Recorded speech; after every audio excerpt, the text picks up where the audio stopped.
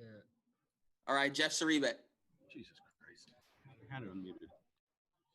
Marlon, did anything they do offensively surprise you, or did you feel like you could tell early that it was going to be a lot of short passing, there wasn't going to be a whole lot of downfield shots?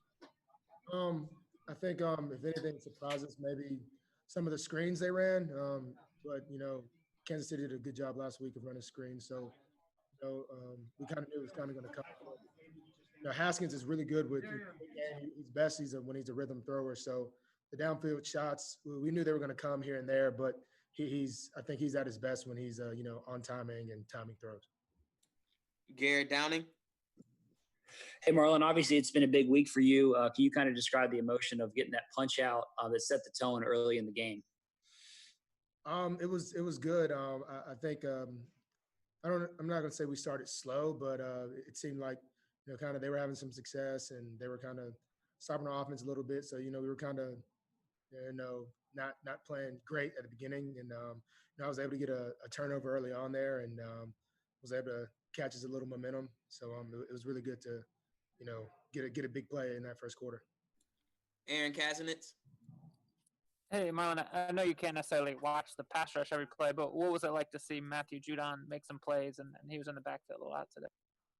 Good. I think, Matt, I've coming off that last game, I think everybody was kind of looking themselves in the mirror here and there. And Judon was like, man, I just gotta do more. I just gotta do more. And he was, very critical of himself to me. So it was no surprise to see him come and looking like his typical self. I think he'd been playing, decent all year, but, I think this game he kind of took it up to a notch, and he kind of, told himself, this is how I got to play every game to, get back to who I am. Dan Fusi. Hey, Marlon, you mentioned the screen passes you saw a lot today, and obviously the Chiefs ran a lot of that on Monday. I mean, what's the key with those and making sure those don't turn into chunk plays? Just being more disciplined and making the tackle, or what do you say?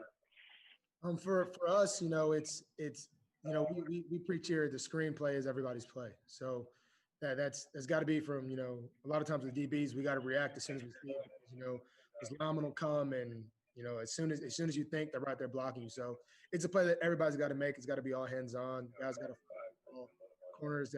It's a play that truly everybody has their part in making. So the biggest thing is we've got to be all hands on deck on those screens. And I think they got us on a couple, but I think some we stuffed. Jonas Schaefer. Marlon, I know a lot of your forced turnovers are different, but is there any common thread between all the fumbles that you force? I know some are punch outs, some are rip outs. What does it take?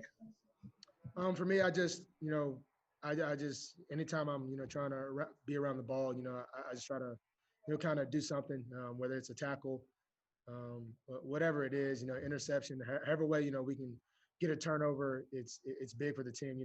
We have analytic guys that, show if you get a turnover here, it equates to this many points and all these different things. So the biggest thing you can have on defense is a defense that creates turnovers. And whether it's an interception or a forced fumble or a sack, it's not a turnover, but that's still big. So whatever I can do and whatever the defense can do to get a turnover is always huge. We'll take a couple more here. Cliff Brown. Yeah, Marlon, I saw you talking to Lamar. He's sitting on the bench near the end of the game. As a defender, what's it like playing with a quarterback that at any time can explode on a play like that 50-yard run he had, earlier in the game?